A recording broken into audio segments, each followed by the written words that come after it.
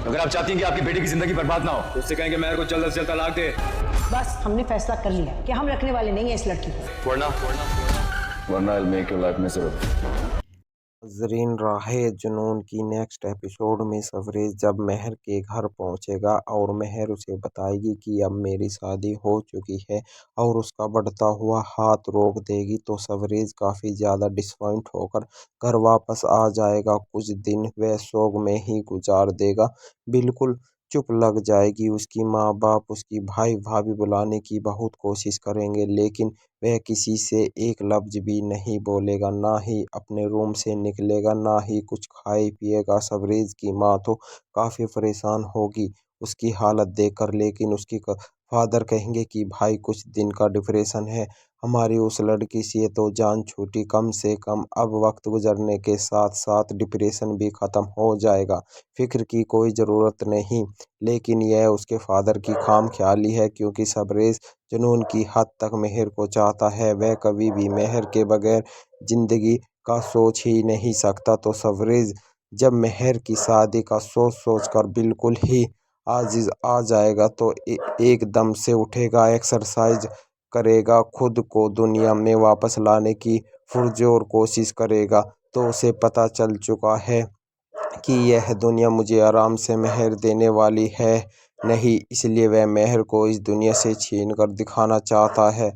तो वह पहुंच जाएगा मेहर के ससुराल और उसकी सास से कहेगा कि अगर आप अपने बेटे की ज़िंदगी चाहती है तो उसे कि मेरे मेहर को तलाक दे दे। और जब सवरेश को उस्मान मिलेगा तो वह उस्मान से भी यही कहेगा कि आराम से मेहर को तलाक दे दो वरना बहुत बुरा होगा। उस्मान कहेगा कि मैं तलाक ना दूँ तो तुम क्या कर लोगे। तो सवरेश कहेगा उसके बाद फिर तुम खुद ही जिम्मेदार होंगे, जो कुछ तुम्हारे साथ होगा। उस्मान को तो बहुत तप चढ़ेगी कि मामू जान ने ज़बरदस्ती मेरी शादी उसकी अपनी बेटी मेहर से कराई और यह उसका आशिक पहुंच गया है ज़बरदस्ती तलाक दिलवाने के लिए। मेरी ज़िंदगी का कोई मजाक है। तो वह पहुंच जाएगा मेहर के पेरेंट्स के घर और उनके कहेगा कि अपनी बेटी का आशिक मेरी जान के दर पर है और कहता है कि मेहर को तलाक दे दूँ, आप खुद ही बताएं कि अब मैं क्या करूं।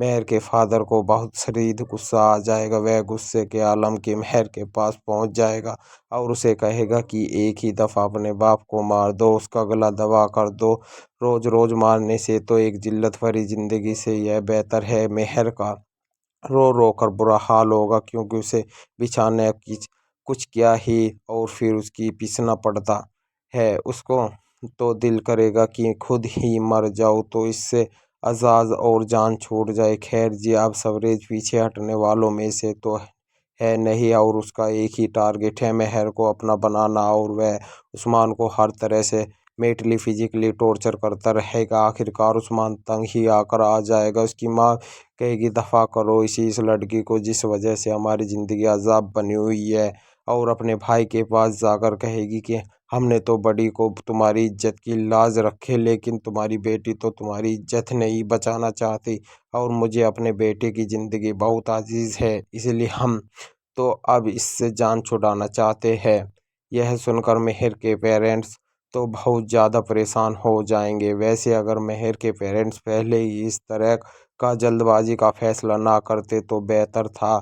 जब उन्हें पता चल ही चुका था कि सवरेज उसके पीछे हाथ धो के पड़ा है तो कुछ अरसे वेट कर लेना चाहिए।